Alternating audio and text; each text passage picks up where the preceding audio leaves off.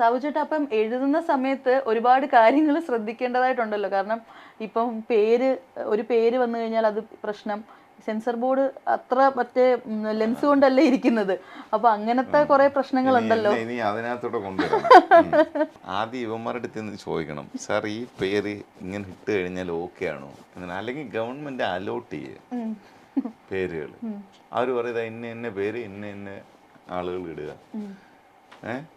എന്ന് പറയണം. അല്ലാതെ വേറെ ഇതിനകത്ത് എനിക്കൊരു സൊല്യൂഷൻ തോന്നുന്നില്ല. കാരണം ഓൾമോസ്റ്റ് നമ്മുടെ കാര്യങ്ങൾക്കകത്തല്ലേ അങ്ങനെ വന്നു തുടങ്ങി. അപ്പോൾ പിന്നെ ഇതും കൂടെ അങ്ങ് ചെയ്യുക എന്നുള്ളതാണ്.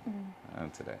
അല്ലെ, ഓപ്പൺ ആയിട്ട് പറയുകയാണെങ്കിൽ എല്ലാത്തിനും കൃത്യമായ ഒരു നിലപാടുള്ള ആളാണല്ലോ സാബു ചേട്ടൻ. നിലപാടിന്റെ സാധനമൊന്നുമില്ല ഇതിനകത്ത്. വളരെ ക്ലാരിറ്റിയോടെ സുപ്രീം കോടതിയുടെ വിധി കിടപ്പുണ്ട്. അവർക്ക് സെൻസർ ചെയ്യാൻ പറയാനുള്ള അധികാരമില്ല, അവർക്ക് സർട്ടിഫൈ ചെയ്യാനുള്ള അധികാരമാണോ ഉള്ളത്.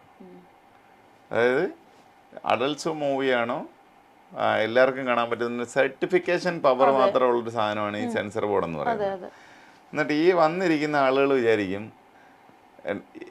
അപ്പോൾ ചോദിക്കും, പക്ഷേ ഈ സിനിമകളെല്ലാം ഇങ്ങനെ ഇവർ പറയുന്നത് വെച്ച് കട്ട് ചെയ്യുമെന്ന് പറഞ്ഞ് കോടിക്കണക്കിന് രൂപയൊക്കെ സിനിമ ഉണ്ടാക്കിയിട്ട് റിലീസ് ഡേറ്റ് സെറ്റിട്ട് ഏറ്റവും ലാസ്റ്റാണ് ഇത് കൊണ്ടിന്ന് വെച്ച് കൊടുക്കുന്നത്. അപ്പോഴത്തേക്ക് ഇവർ മാറ്റാൻ പറയുമ്പോഴത്തേക്ക് എന്നാൽ പിന്നെ കോപ്പ് അതെടുത്ത് കളഞ്ഞിട്ട് ബീപ്പ് അടിച്ചിട്ട് പടം ഇറക്കടാ എന്ന് പറയും. അല്ലെന്നുണ്ടെങ്കിൽ കോടതിയിൽ പോവുക. പക്ഷേ ടേക്സ് ടൈം. നമുക്ക് കുറച്ച് ടൈം എടുക്കും.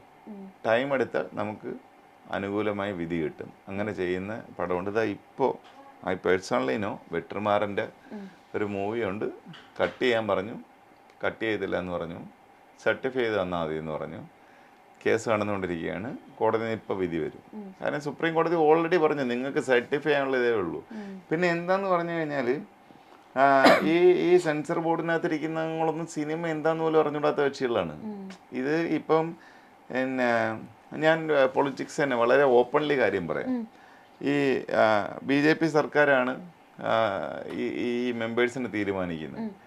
വെറും ചീഞ്ഞ കക്ഷികൾ സ്ഥാനമോഹത്തിന് വേണ്ടിയിട്ട് ഏതെങ്കിലും വല്ല സീരിയലിലോ പിന്നെ അവിടെ ഇവിടെയൊക്കെ പിന്നെ അഭിനയിച്ചിട്ടുള്ള കക്ഷികളാണ് ഈ സെൻസർ ബോർഡിൽ പോയി മെമ്പറായിട്ടുള്ളത്. കാരണം അവരെയൊക്കെ അപ്പോയിൻറ്റ് ചെയ്തിട്ടുള്ളൂ. അല്ലാതെ സിനിമയിൽ നല്ല ക്രിയേറ്റീവായിട്ടുള്ള ചെയ്തിട്ടുള്ള കക്ഷികളെയോ ഒന്നുമല്ല. മുമ്പുള്ള സർക്കാരുകളൊന്നും അങ്ങനെയല്ല ചെയ്തിരുന്നത്. എല്ലാ മനുഷ്യരെയും എല്ലാ തരത്തിലുള്ള ആളുകളെ എടുത്തിട്ട് ഇത് നമുക്ക് രാജ്യത്തിന് കുഴപ്പമായിട്ട് വരുന്ന വല്ല സാധനം ഉണ്ടെന്നൊക്കെ നോക്കേണ്ട കാര്യം മാത്രമേ ഇവർക്കുള്ളൂ. മനസ്സിലായത്? ഇതൊരു ആന്റി നാഷണൽ സാധനമാണെന്ന് നോക്കിയാൽ മതി. അല്ല സീതയെന്ന് പേരിടരുത്. എന്താണെന്നറിയുമോ, ഈ വന്നിരിക്കുന്ന ഈ സാധനങ്ങളെന്ന് പറയുന്നത് വെറും സബ്സ്റ്റാൻഡേർഡ് മനുഷ്യരാണ്. അപ്പോൾ ഇവർക്ക് ഞങ്ങൾ ഇതൊക്കെ കാണിച്ചു എന്നൊക്കെ പറഞ്ഞിട്ട് അടുത്ത ഒരു സ്ഥാനം BJP ഗവൺമെൻറ്റൊക്കെ കൊടുക്കും എന്ന് പറഞ്ഞിട്ട് ഷോ കാണിക്കാൻ വേണ്ടിയിട്ട്. അല്ലാതെ നിങ്ങൾക്കറിയാമോ ഏതെങ്കിലും ഒരു സെൻസർ ബോർഡിന് മെമ്പറെ? ഇല്ല, അറിയില്ല. നിങ്ങൾ എന്ത് കാണണം എന്ന് തീരുമാനിക്കുന്ന ആരാണെന്നുള്ള ആരെങ്കിലും നിങ്ങൾക്കറിയാമോ? ഇല്ല. വൈ? ഇവിടുത്തെ ഓഡിയൻസിന് അറിയാമോ? വൈ? അപ്പം ഇവിടുത്തെ ഓഡിയൻസിനോട് ഞാൻ പറയാണ്, നിങ്ങൾ പോയി ചോദിക്കണം, നീ ആടാ എൻ്റെ അടുത്ത് ഇന്നത് കാണണം, എൻ്റെ അടുത്ത് ഇന്നത് ചെയ്യണമെന്ന്. ഇവിടുത്തെ മുഴുവൻ ക്രിയേറ്റീവ് മനുഷ്യരും അവരോട് ചോദിക്കണം നിങ്ങൾ ആരാണെന്ന്. എന്നിട്ട് ഈ തെറ്റുകളെ മേലാൽ ഈ പഞ്ചായത്തിനകത്ത് ഈ ഇൻഡസ്ട്രിക്ക് അത് അടുപ്പിക്കരുത്. കാര്യം യാതൊരു പിന്നെ കടപ്പാടും ഇവർക്ക് ഈ ഒരു ആർട്ട് വർക്കിനോടില്ല. സിനിമ ഈസ് ആൻ ആർട്ട്. ആ ആർട്ടിനെ സെൻസർ ചെയ്യാൻ വേണ്ടിയിട്ട് സബ്സ്റ്റാൻഡേർഡ് ആയിട്ടുള്ള കുറേ മനുഷ്യർ വരെയാണ്. ഇവർ ഈ സാധനങ്ങൾ അച്ചീവ് ചെയ്ത് എങ്ങനെയാണെന്നുള്ളതൊക്കെ നിങ്ങൾ പോയി അന്വേഷിക്കുക. നിങ്ങളൊക്കെ പിന്നെ മീഡിയയിലുള്ളവരല്ലേ, നിങ്ങൾ പോയി ഇവർക്ക് ഈ സാധനം കിട്ടി എന്താണെന്ന് നിങ്ങളൊരു ഒരു 15 എപ്പിസോഡ് ചെയ്യും. ആരാണ് സെൻസർ ബോർഡ് മെമ്പറെന്ന് നോക്കിയിട്ട് ആ സെൻസർ ബോർഡിൻ്റെ മെമ്പർ എങ്ങനെ മെമ്പറായെന്നും ഇയാൾ ആരാണെന്ന് നിങ്ങൾ എടുത്തിട്ട് നിങ്ങൾ ഓരോ എപ്പിസോഡ് വെച്ച് പബ്ലിഷ് ചെയ്യും. ജനം അറിയട്ടെ ഇവരാരാണെന്ന്. സിനിമയ്ക്കകത്ത് വന്ന് ക്രിയേറ്റീവ് പരിപാടിക്കകത്ത് വന്ന് ഇടപെടാൻ ഇവരാരാ? വെറും നിലവാരമില്ലാത്ത കുറേ മനുഷ്യർ. ഇതെൻ്റെ ശവപ്പെട്ടിക്കകത്തുള്ള ആണിയാണെന്നുള്ളത് എനിക്കറിയാം. കാര്യം നാളെ ഞാനൊരു വർക്ക് ചെയ്ത് കൊണ്ടുവന്നു കഴിഞ്ഞാൽ എനിക്ക് സെൻസർ സർട്ടിഫിക്കറ്റ് കിട്ടില്ല എന്ന് എനിക്കറിയാം. പക്ഷെ എൻ്റെ ധൈര്യം എന്താണെന്നറിയാമോ ഇത് പറയാനുള്ളത്?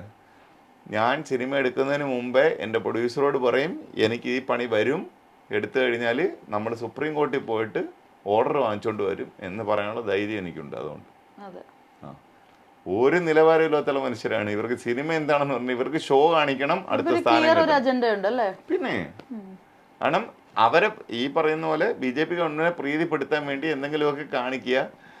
അത് കേരള സമൂഹം എടുക്കുന്ന സാധനം. മലയാള സിനിമ എന്ന് പറയുന്നത് ലോകം മുഴുവൻ അറിയാവുന്നവരാണെന്ന്. അതെ, ലോകത്തെ മാസ്റ്റേഴ്സ്, പിന്നെ ഡയറക്ടർ മാസ്റ്റേഴ്സിന് അറിയാവുന്നതാണ് ഈ ഭൂമിയുടെ, പിന്നെ ഈ പ്രപഞ്ചത്തിൻ്റെ ഒരു മൂലയിലുള്ള ഒരു കുത്തിൻ്റെ അത്രയും മാത്രമുള്ള കേരളം എന്ന് പറഞ്ഞാലും മലയാള സിനിമ എന്ന് പറഞ്ഞാൽ ലോക സിനിമയിൽ മുഴുവൻ അറിയാവുന്നേ. നമ്മുടെ അടുത്താണ് പിന്നെ ഈ സബ്സ്റ്റാൻഡേർഡ് നിലവാരം കെട്ട ഇവന്മാർ വന്നിട്ട് നമ്മളെ സെൻസർ ചെയ്യണമെന്ന് പറയുന്നത്. അത് ശരി, നോ യൂസ് അല്ലേ?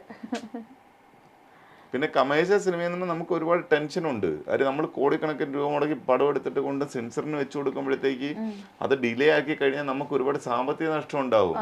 അങ്ങനെയാണെങ്കിൽ മനുഷ്യർ ചെയ്തു കൊടുക്കുന്നത് പെട്ടെന്ന് തീർക്കാൻ നോക്കും അല്ലേ? തീർക്കാൻ ഒന്ന് കട്ട് ചെയ്യാൻ പറഞ്ഞത് കട്ട് ചെയ്ത് കഴിഞ്ഞാൽ കുഴപ്പമുണ്ടോ പോയി, നീ കോപ്പ് കട്ട് ചെയ്തോളാ, നമുക്ക് പടം ഇറക്കാം എന്ന് പറയും. പക്ഷേ മൊത്തം സിനിമ ഇൻഡസ്ട്രി ഈ മെമ്പർ എന്ന് പറഞ്ഞിരിക്കുന്ന ഈ ഉണ്ടല്ലോ, ഈ സബ്സ്റ്റാൻഡേർഡ് നിലവാരം കെട്ട ഈ മനുഷ്യരെ നോക്കി വെച്ചോണ്ട് മലയാള സിനിമയുടെ പരിസരത്ത് അടുപ്പിക്കരുത്. ഗൂഗിൾ ചെയ്തോ കിട്ടുമല്ലോ അവരുടെ പേര്. ഗൂഗിൾ ചെയ്യുന്നില്ല, നമ്മള് പിന്നെ അവിടെ ചെല്ലുമ്പോൾ നമുക്കറിയാലോ സെൻസർ ബോർഡ് ഇവന്മാരുടെ എമൗണ്ട് എത്രയാണെന്ന് അറിയാമോ? ഒരു സിനിമ വന്ന് കാണുന്നുണ്ട് 2000 രൂപ കുറവാണെന്ന്.